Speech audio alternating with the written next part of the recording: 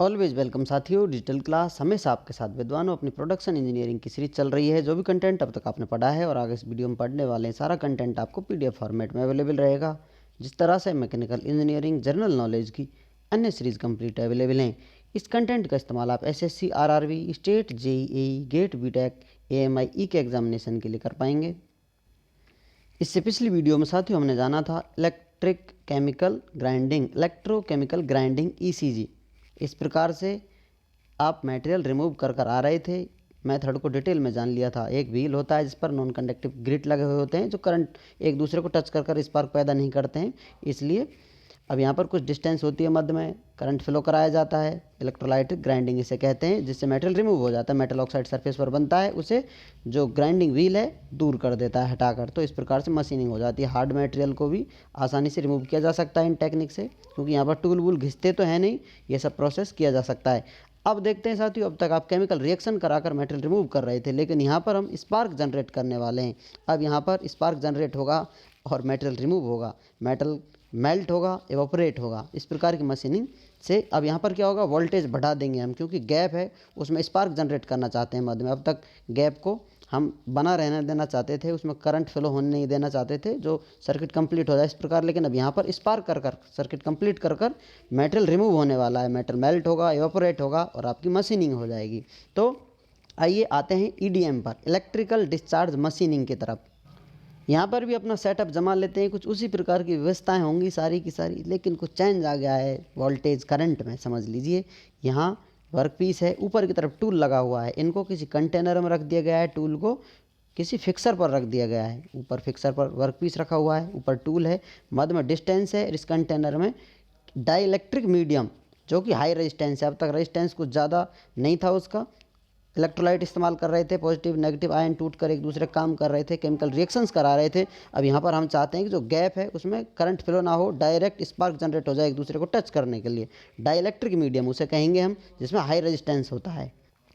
अब यहाँ पर टूल लगा हुआ है और टूल वर्क पीस को हम जोड़ देंगे साथियों, तो यहाँ पर करंट फ्लो हो रहा होगा, इसके मध्य में रेजिस्टेंस होगा, कैपेसिटर होगा और ओपन सर्किट में वोल्टेज कितनी अप्लाई कर रहे हैं वो सब प्रोसेस यहाँ पर ऐड कर रखे होंगे। तो अब हम रेडी हैं, हाई वोल्टेज का करंट यहाँ पर फ्लो कराने वाले हैं। फिक्सर के ऊपर वर्क पीस रखा हुआ है, जिसको पॉजिटिव एनोड कर दिया है, टूल को नेगेटिव। अब यहाँ पर हाई वोल्टेज है तो स्पार्क जनरेट होगा, इलेक्ट्रोलाइट इसके अंदर फ्लो हो ही रहा है। यहाँ पर मटेरियल कट होगा, नीचे स्लैग के रूप में, गाद के रूप में आएगा, उसको फिल्टर कर लिया जाएगा, पंप कर कर वापस घुमा दिया जाएगा, यहाँ प्रेशर से छोड़ा जाएगा, जिससे सरफेस पर हटता जाए मटेरियल जो रिमूव हो रहा है, नीचे की तरफ आता रहे, ये सर्कल इस प्रकार से चलता रहे। डाइलेक्ट्रिक मीडियम में डाइलेक्ट्रिक मटेरियल जो है वो सर्कुलेट होता रहे, घूमता रहे। तब यहाँ पर क्या हो रहा है, जो स्पार्क जनरेट हो रहा है आयोनाइज आर्क होगा, क्योंकि आयोनाइज आर्क है, नेगेटिव पॉजिटिव चार्ज आप दे रहे हैं, हाई मात्रा में दे रहे हैं, तो स्पार्क जनरेट हुआ आयोनाइज आर्क इसे कहेंगे। मटेरियल रिमूवल मैकेनिज्म क्या है, यहाँ पर मटेरियल रिमूवल मैकेनिज्म है मेल्टिंग एंड एवोपरेशन। जैसा आपको बताया था, यहाँ स्पार्क जनरेट होगा।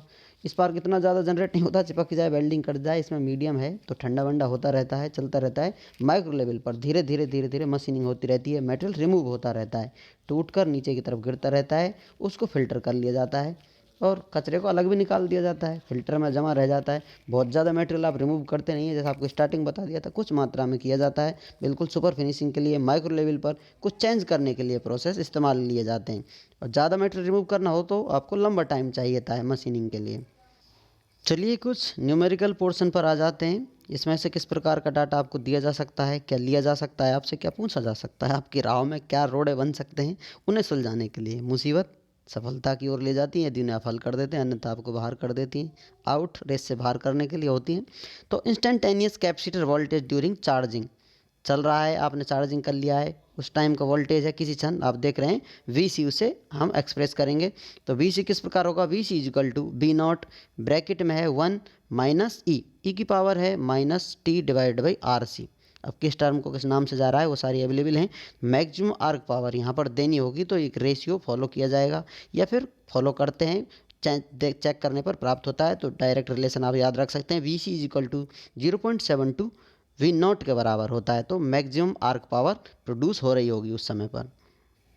मैक्सिमम आर्क के लिए कोई भी आप पावर अप्लाई कर रहे हैं, पावर दे रहे हैं, तो रिलेशन को समझने पहचानने के लिए इस रिलेशन से हम जल्दी पहुंच सकते हैं फाइनल डाटा पे। बाकी आप चेक कर देखेंगे तो सारी चीज़ें आपको मिल जाएंगी सॉल्व करेंगे तो। स्पार्क एनर्जी ई एस, जिससे हम एक्सप्रेस कर सकते हैं किसके बराबर होती है, हाफ सी ब्रैकेट में वी सी स्क्वायर। वी सी क्या है साथियों, जो अभी बताया था आपको, ये इंस्टेंटेनियस कैपेसिटर वोल्टेज होता है जब चार्जिंग चल रही होती है। तो अब यहाँ पर एनर्जी है तो जूल पर साइकिल एनर्जी होगी, half C V C square E S spark energy होती है।